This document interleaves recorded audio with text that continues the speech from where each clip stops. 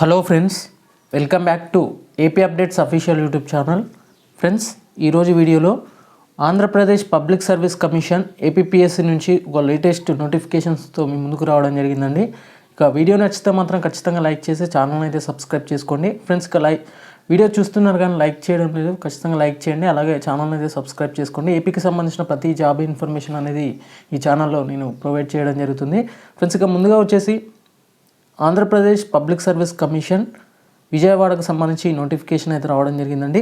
ఇక notification title అంటే దానికి సంబంధించిన ఇన్ఫర్మేషన్ చూసినట్లయితే direct recruitment to the post of deputy educational officer అంటే డిఈఓ సంబంధించి ఈ నోటిఫికేషన్లో ఉన్నదన్నమాట. ఇక్కడ చూసుకున్నట్లయితే ఏపీ ఎడ్యుకేషనల్ సర్వీసెస్ కింద ఈ డిఈఓ పోస్టులకు సంబంధించి ఈ నోటిఫికేషన్ అయితే విడుదల కావడం జరిగింది. ఫ్రెండ్స్, ఇక వీటికి సంబంధించి టోటల్గా అంటే షార్ట్కట్లో చెప్పాలంటే ఒక 38 వేకెన్సీస్ అయితే ఉండడం జరిగింది డిఈఓ సంబంధించి. ఫ్రెండ్స్, ఇక వీటికి సంబంధించిన అప్లికేషన్ ప్రాసెస్ వచ్చేసి ఇక్కడ క్లియర్గా చూసినట్లయితే 9/1/2024 నుంచి 29/1/2024 వరకు మీరు అప్ టు మిడ్ నైట్ వరకు అప్లికేషన్ అయితే కొనసాగించవచ్చు.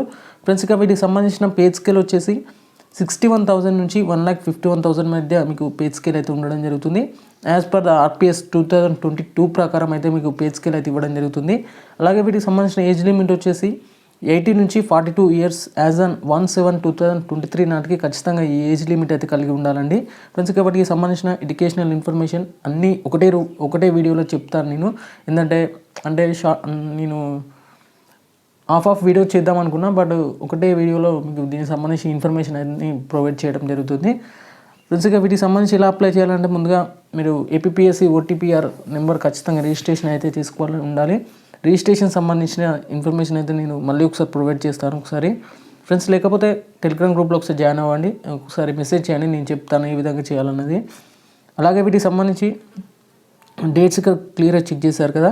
ఫ్రెండ్స్, ఇక 1 time profile registration OTPR is not considered as an application for any post of any circumstance సంబంధించి కొంత ఇన్ఫర్మేషన్ అయితే ఇక్కడ క్లియర్గా చెక్ చేసుకోవచ్చు. ఇక వీటికి సంబంధించిన కొన్ని జీవోస్ అయితే ఇవ్వడం జరిగింది, అది కూడా ఒకసారి క్లియర్గా చెక్ చేసుకోండి మీరైతే.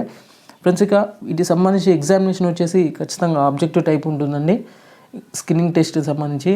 అలాగే అది వచ్చేసి సిబిటి మోడా అంటే ఓఎంఆర్ ఉంటుంది, బట్ అది సిబిటి మోడా లేకపోతే ఆఫ్లైన్ మోడా అనేది కొంచెం ఇంకా అంటే ఏపీపీఎస్సీ కమిటీ అనేది ఇక్కడ ఫైనలైజ్ చేయడం జరుగుతుంది దానికి సంబంధించిన information.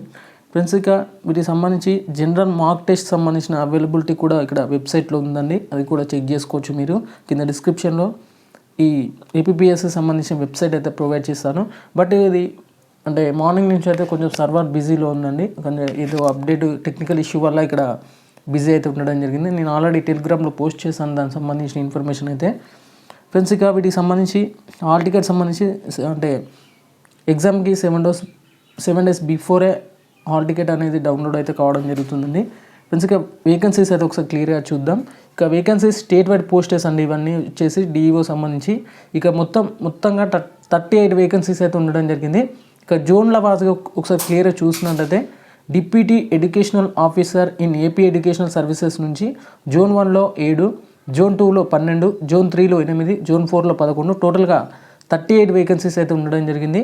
The post of state wide post but allotment will be zone wise అంటే ఇది బేసిక్గా అయితే స్టేట్ వైడ్ పోస్ట్ అండి, బట్ ఏంటంటే దీని జోనల్ వైజ్గా ఇక్కడ మీ వేకెన్సీస్ అయితే డివైడ్ చేయడం జరిగింది.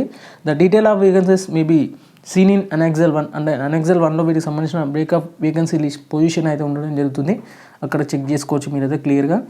ఫ్రెండ్స్, ఇక దీనికి సంబంధించిన ఎలిజిబిలిటీ వచ్చేసి he and she is of sound health and active habits and free from any bodily defect and infirmity rendering him and unfit for such services సంబంధించిన ఇన్ఫర్మేషన్ అయితే ఖచ్చితంగా ఉంది ఇక్కడ.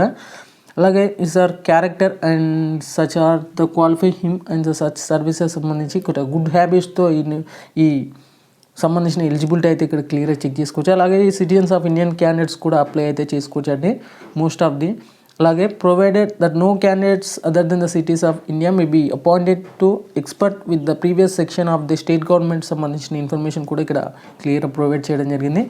ఫ్రెండ్స్, ఇక వీటికి సంబంధించిన ఎడ్యుకేషనల్ క్వాలిఫికేషన్ చూసినట్లయితే ముందుగా వచ్చేసి the candidate should possess the prescribed academic qualification as on the date of the notification నాటికి ఖచ్చితంగా మీ ఎడ్యుకేషనల్ క్వాలిఫికేషన్ అనేది కంప్లీట్ అయి ఉండాలి.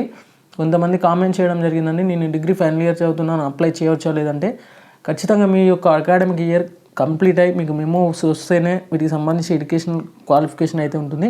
బట్ అప్పటి వరకు మీకు ఇక్కడ క్లియర్గా మెన్షన్ చేయడం జరిగింది, డేట్ ఆఫ్ నోటిఫికేషన్ నాటికి ఖచ్చితంగా మీ ఎడ్యుకేషనల్ క్వాలిఫికేషన్ అనేది కంప్లీట్ అయి ఉండాలని. అలాగే shall be the crucial date of the calculating the experience including the practical experience సంబంధించి కూడా ఇక్కడ క్లియర్గా చెక్ చేసుకోవచ్చు. ఫ్రెండ్స్గా నేమ్ ఆఫ్ ది పోస్ట్ అలాగే ఎడ్యుకేషనల్ క్వాలిఫికేషన్ చూసినట్లయితే deputy educational officer in AP educational services నుంచి a first or second class post graduate degree in any one of the subject in suitable for admission in BEd కోర్సుకు సంబంధించి ఇక్కడ clear ఇవ్వడం జరిగింది. Post గ్రాడ్యుయేషన్తో పాటు BEd కోర్సెస్లో వన్ ఆఫ్ ద సబ్జెక్ట్ అయి కలిగి ఉన్నా కానీ మీరు అప్లికేషన్ అయితే కొనసాగించవచ్చు. ఫ్రెండ్స్గా based on the merit in main examination of the candidates will be short listed in computer proficiency test. అంటే ఈ మెయిన్ ఎగ్జామ్లో క్వాలిఫై అయిన క్యాండిడేట్స్కి ఇక్కడ షార్ట్ లిస్ట్ అయితే కావడం జరుగుతుంది. ప్రొఫిషియన్సీ టెస్ట్కి అండ్ సిపిటి టెస్ట్కి అనేది ఇక్కడ మెరిట్ అయితే తీయడం జరుగుతుంది. No candidate shall be eligible for appointment to the post of deputy educational officer in AP educational services unless the she qualifies the computer proficiency test in terms of GOMS number 26 ప్రకారం ఎవరైతే ఈ PET టెస్ట్లో pass అయి ఉన్నారో వాళ్ళకి సంబంధించి కూడా వాళ్ళ యొక్క అపార్ట్మెంట్ అయితే ఉండదంటూ నాట్ ఎలిజిబుల్ అంటూ కూడా ఇక్కడ క్లియర్గా మెన్షన్ చేయడం జరిగింది. ఫ్రెండ్స్గా రిజర్వేషన్ పరంగా చూసినట్లయితే దేర్ ఇస్ వర్టికల్ రిజర్వేషన్ అండి, ఖచ్చితంగా ఇక్కడ క్లియర్గా మెన్షన్ చేయడం జరిగింది. ఇక వర్టికల్ రిజర్వేషన్ అయితే ఈ డిఈఓ పోస్టులకు అయితే ఇక్కడ వర్తించనున్నట్లు తెలుస్తుంది.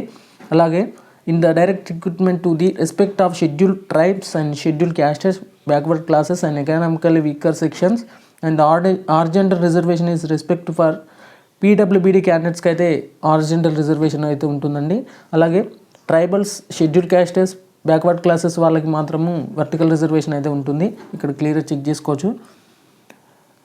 ఫ్రెండ్స్గా there shall be reservation to the women horizontally to an extent of 33.1/3% in terms of rule 22 ప్రకారం అయితే వీటికి సంబంధించి ఉమెన్కి అయితే హారిజెంటల్ రిజర్వేషన్ అయితే వర్తిస్తున్నట్టు కూడా ఇక్కడ క్లియర్గా మెన్షన్ అయితే చేయడం జరిగింది. ఫ్రెండ్స్ ఇక వీటికి సంబంధించి following categories are the person with benchmark disability సంబంధించిన కొంత ఇన్ఫర్మేషన్ అయితే ఇక్కడ క్లియర్గా చెక్ చేసుకోవచ్చు మీరైతే. ఫ్రెండ్స్ ఇది పీడిఎఫ్ కింద డిస్క్రిప్షన్లో ప్రొవైడ్ చేస్తాను, టెలిగ్రామ్ గ్రూప్లో ఒకసారి చెక్ చేసుకోవచ్చు. ఇక composition of districts in each zone as here under సంబంధించిన ఇన్ఫర్మేషన్ ఉంది. అంటే ఇది ఇక్కడ మనం జోన్ల వారీగా చెప్పుకున్నాం కదా, ఏ జోన్లో ఎన్ని డిస్ట్రిక్ట్లు ఉన్నాయనేది ఇక్కడ క్లియర్గా ప్రొవైడ్ చేయడం జరిగింది. జోన్ 1 సంబంధించి శ్రీకాకుళం, విజయనగరం అండ్ విశాఖపట్నం సంబంధించి, జోన్ 2లో east Godavari, west Godavari and Krishna, zone 3లో గుంటూరు, ప్రకాశం, నెల్లూరు, జోన్ 4లో చిత్తూరు, కడప, అనంతపూర్ అండ్ కర్నూలుకు సంబంధించి ఇక్కడ క్లియర్గా ప్రొవైడ్ చేయడం జరిగింది. ఫ్రెండ్స్గా ఏజ్ రిలాక్సేషన్ సంబంధించి చూసినట్లయితే ముందుగా ఏజ్ చూద్దామండి. మినిమం 18 years, మ్యాక్సిమం 42 years ఉన్న క్యాండిడేట్స్ అయితే అప్లై చేసుకోవచ్చు. యాజ్ ఆన్ 1/7/2023 నాటికి as per the GOMS number 109 ప్రకారం అయితే వీటికి సంబంధించిన ఏజ్ రిలాక్సేషన్స్తో పాటు ఏజ్ లిమిట్ కూడా ఈ విధంగా ఉంది. ఇక ఏజ్ రిలాక్సేషన్ వచ్చేసి for SC, ST, BC and EWS క్యాండిడేట్స్కి 5 years ఉంటుంది. PWBD క్యాండిడేట్స్కి 10 years, ఎక్స్ సర్వీస్ మ్యాన్కి 3 years ఉంటుంది. NCC వాళ్ళకి అంటే NCCతో పాటు ఎక్స్ సర్వీస్ మ్యాన్ వాళ్ళకి ఇక్కడ 3 years అయితే ప్రొవైడ్ చేయడం జరిగింది ఏజ్ రిలాక్సేషన్ సంబంధించి. ఫ్రెండ్స్ ఇక వీటికి సంబంధించి ఎలా అప్లై చేయాలంటే ముందుగా మీరు ఖచ్చితంగా OTPR రిజిస్ట్రేషన్ అయితే చేసుకొని ఉండాలి. వాటికి సంబంధించి ఇక్కడ అప్లికేషన్ ప్రాసెస్ ఇక్కడ క్లియర్గా ప్రొవైడ్ చేయడం జరిగింది. ఆల్మోస్ట్ అందరికి తెలుసు, కొంతమంది తెలియకపోతే ఒకసారి కింద కామెంట్ చేయండి, టెలిగ్రామ్ ఛానల్లో ఒకసారి నేను ప్రొవైడ్ చేస్తాను ఏ విధంగా మీరు అప్లికేషన్ చేయాలనేది. ఫ్రెండ్స్ ఇక్కడ వీటికి సంబంధించిన ఫీ చూద్దామండి. ఫీ వచ్చేసి అప్లికెంట్ మస్ట్ పే 250 rupees అండి. 250 rupees for application fee and processing fee వచ్చి 120 rupees అయితే ప్రాసెసింగ్ ఫీ అయితే ఉండడం జరుగుతుందండి. ఇక్కడ మొత్తంగా 350 rupees అయితే తీసుకోవడం జరుగుతుంది. In the following categories of candidates are excepted, అంటే మనీ అనేది కొంతమందికి అయితే ఉండదు. చూసుకున్నట్లయితే పేమెంట్ ఆఫ్ ఎగ్జామినేషన్ ఫీ అయితే కొంతమందికి ఉండదు. అందులో SC, ST, BC and PWDs and ex service man వాళ్ళకైతే ఉండదండి. అలాగే families having the house hold supply white card issued by the civil supplies, అంటే వైట్ కార్డ్ రేషన్ కార్డులు ఉంటాయి కదా, వాటికి సంబంధించి వాళ్ళకైతే ఉండవండి. ఫ్రెండ్స్ ఇక వాటికి సంబంధించిన మోడ్ ఆఫ్ పేమెంట్ వచ్చేసి అంటే పేమెంట్ని ఏ విధంగా చేయాలనేసి చూద్దామంటే పేమెంట్ వచ్చేసి ఖచ్చితంగా ఆన్లైన్ మోడ్ ఉంటుందండి, ఎందుకంటే అప్లికేషన్ అనేది ఆన్లైన్లో ఉంది కాబట్టి మీరు net banking, credit card, debit card ఆధారంగా మీ యొక్క పేమెంట్ అనేది చేయొచ్చు. ఇక్కడ క్లియర్ చేయడం జరిగింది. అలాగే ఇన్ కేస్ ఆఫ్ కరెక్షన్స్కి మాత్రం 100 రూపీస్ పర్ కరెక్షన్ సంబంధించిన ఇన్ఫర్మేషన్ అయితే ఇక్కడ క్లియర్ చెక్ చేసుకోవచ్చు మీరైతే. ఇక స్కీమ్ ఆఫ్ ఎగ్జామినేషన్ సంబంధించి ఒకసారి అనెక్సల్ 2 చెక్ చేద్దామండి. అందులో స్కీమ్ ఆఫ్ ఎగ్జామినేషన్ సంబంధించి చూద్దాం. అలాగే centre for the screening test and main examination సంబంధించి టోటల్గా 13 డిస్ట్రిక్ట్స్లో అయితే ఇక్కడ ఎగ్జామినేషన్ అయితే ఉంటుందండి. ముందుగా ఇక్కడ ఎగ్జామినేషన్ సెంటర్స్ చూసినట్లయితే శ్రీకాకుళం, విజయనగరం, విశాఖపట్నం, ఈస్ట్ గోదావరి, వెస్ట్ గోదావరి, కృష్ణా, గుంటూరు, ప్రకాశం, ఎస్పీఎస్ఆర్ నెల్లూరు, అలాగే చిత్తూరు, వైఎస్ఆర్ కడప, అనంతపూర్, కర్నూలుకు సంబంధించి ఇక్కడ ఎగ్జామినేషన్ సెంటర్స్కి అయితే వివరించనున్నాయి. మంచిగా వీటికి సంబంధించి ఆన్సర్ కీకి సంబంధించి, అలాగే ఇన్వాల్యుయేషన్, ఓఎంఆర్ ఆన్సర్ షీట్ సంబంధించిన కొన్ని క్వశ్చన్స్ అయితే ఇక్కడ రైజ్ చేయడం ఉండడం జరిగింది. అలాగే వీటికి సంబంధించి కూడా కొన్ని అనెక్సల్ అయితే చెక్ చేద్దామండి. ఇక్కడ అలాగే the candidate shall be go through the annexures and append the notification before filling the application form సంబంధించి ఇవ్వడం జరిగింది. ఒకవేళ మీరు అప్లికేషన్ మొదలుపెట్టే ముందు ఖచ్చితంగా నోటిఫికేషన్ చదవండి. ఫుల్ నోటిఫికేషన్ చదివినాకే మీ యొక్క అప్లికేషన్ అయితే కొనసాగించండి. ముందుగా వచ్చేసి బ్రేకప్ వేకెన్సీస్ అండి. బ్రేకప్ వేకెన్సీస్ సంబంధించి ఒకసారి క్లియర్గా చూద్దాం ఫ్రెండ్స్. ఇక అంతకన్నా ముందు ప్రొసీజర్ అండి. ఈ ప్రొసీజర్ ఏ విధంగా సెలెక్ట్ చేస్తారనేది ఒకసారి క్లియర్గా చూస్తున్నట్టయితే, ముందుగా వచ్చేసి paper of screening test and main examination is compulsory అండి. అబ్సెన్స్ ఇన్ ఎనీ పేపర్ అంటే ఆటోమేటికలీ రెండర్ ద డిస్క్వాలిఫికేషన్ సంబంధించిన క్యాండిడేట్ అనేది డిస్క్వాలిఫై అయితే చేయడం జరుగుతుంది. అంటే ఒక పేపర్ రాసి ఒక పేపర్ రాకపోయినా మీకు డిస్క్వాలిఫై అయితే అవుతారు. అలాగే ఇక్కడ మనం కట్ ఆఫ్ మార్క్స్ చూసినట్లయితే ఓసీ, స్పోర్ట్స్ పర్సన్ అండ్ అలాగే ఎక్స్ సర్వీస్ మ్యాన్, ఈడబ్ల్యూఎస్ వాళ్ళకి 40% అయితే ఇక్కడ రిజర్వేషన్ అయితే ఉంటుంది. బ్యాక్వర్డ్ క్లాసెస్కి 35%, ఎస్సీస్ అండ్ ఎస్టీస్, పీడబ్ల్యూడిఎస్ క్యాండిడేట్స్కి 30% అయితే ఉండడం జరుగుతుంది. ఇక్కడ క్లియర్గా చెక్ చేసుకోవచ్చు మీరైతే ఫ్రెండ్స్. ఇక వీటికి సంబంధించి డిపార్ట్మెంట్ సంబంధించిన ఇన్ఫర్మేషన్ కూడా ఇక్కడ ప్రొవైడ్ చేయడం జరిగింది. ఒకసారి క్లియర్గా చెక్ చేసుకోవచ్చు మీరైతే. కమిషన్ అనేది ఇక్కడ ఫైనలైజ్ చేయడం జరుగుతుంది. దానికి సంబంధించిన ఇన్ఫర్మేషన్ ఇక్కడ ఆర్టికల్ 315 అలాగే 320 ప్రకారం వారికి సంబంధించిన జీవోస్ కూడా ఇక్కడ క్లియర్గా మెన్షన్ చేయడం అయితే జరిగిందండి. ఫ్రెండ్స్ ఇక చూసినట్లయితే అనెక్సన్ వాళ్ళలో వేకెన్సీ పొజిషన్ అండి. వేకెన్సీ ఏ విధంగా అంటే జూన్ల వారికి ఏ విధంగా ఉందో ఒకసారి క్లియర్గా చూద్దాం. ఇక్కడ జోన్ 1 సంబంధించి ఓసీలో 3 పోస్టులు అయితే ఉండడం జరిగింది. జోన్ 2లో 4, జోన్ 3లో 4, జోన్ 4లో 3, టోటల్గా 14 పోస్టర్స్ అయితే ఉండడం జరిగింది ఓపెన్ కేటగిరీ సంబంధించి. అలాగే బీసీఏ సంబంధించి 2 పోస్టులు, అది కూడా జోన్ 2 అలాగే జోన్ 4కు సంబంధించి. బీసీబీలో 3 అండి. జోన్ 2కి సంబంధించి జోన్ 3లో 1, అలాగే జోన్ 4లో 1.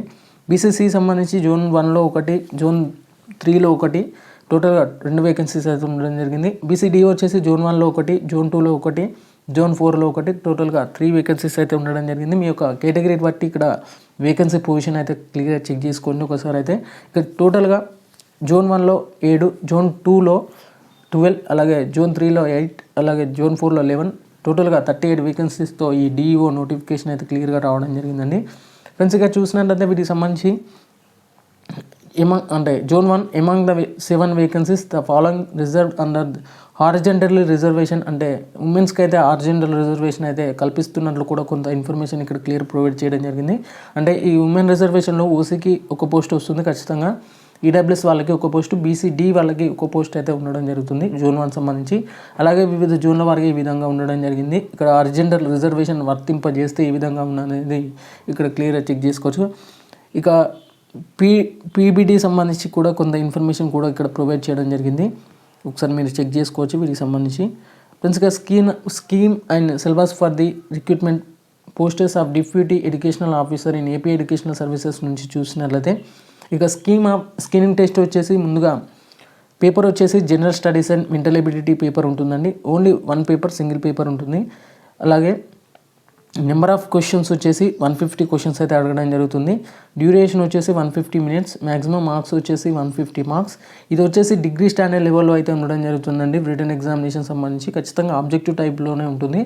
ఫ్రెండ్స్గా దానికి సంబంధించి as per the GO MS number 235 finance HR1 సంబంధించి ఇక్కడ each wrong answer will be personalised with 1/3 of the marks negative marking అయితే ఉండడం జరుగుతుందండి. ఇక్కడ ప్రొవైడ్ చేయడం జరిగింది. 1/3 ఆఫ్ నెగిటివ్ మార్కింగ్ అయితే ఉండడం జరుగుతుంది.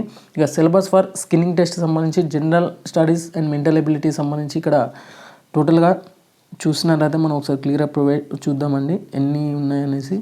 ఇక్కడ క్లియర్గా చూద్దామంటే 10 టాపిక్స్తో ఈ general studies and mental ability సంబంధించి ఇక్కడ 150 మార్క్స్తో ఈ పేపర్ అయితే ఉంటుంది ఫ్రెండ్స్. ఇక దీని తర్వాత scheme for the main examination సంబంధించి 3 పేపర్స్ ఉండడం జరుగుతుంది.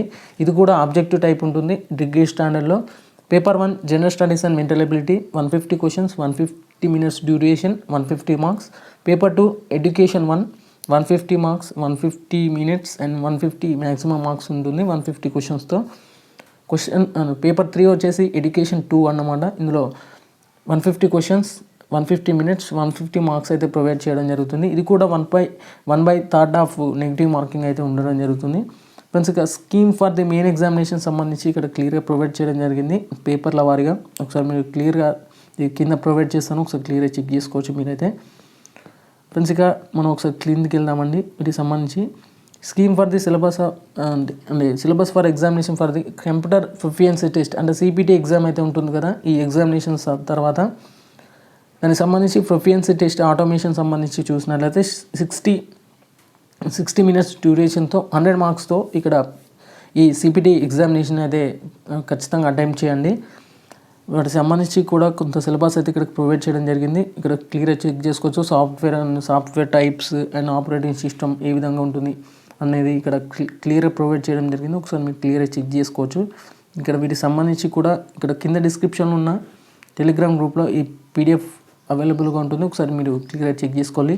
ఖచ్చితంగా AP వాళ్ళు చూస్తున్నట్లయితే ఈ వీడియోకి అయితే చిన్న లైక్ ఇవ్వండి. అలాగే ఒకసారి అయితే వీడియో ఎలా ఉందో కామెంట్ చేయండి. ఖచ్చితంగా నేను ఏమైనా మిస్టేక్స్ ఉంటే మాత్రం ఖచ్చితంగా మీరు కామెంట్ చేయడానికి అయితే ప్రయత్నం అయితే చేయండి. వీడియో నచ్చితే మాత్రం ఖచ్చితంగా లైక్ చేసి ఛానల్ని అయితే సబ్స్క్రైబ్ చేసుకోండి. Okay friends, thank you everyone and జై హింద్.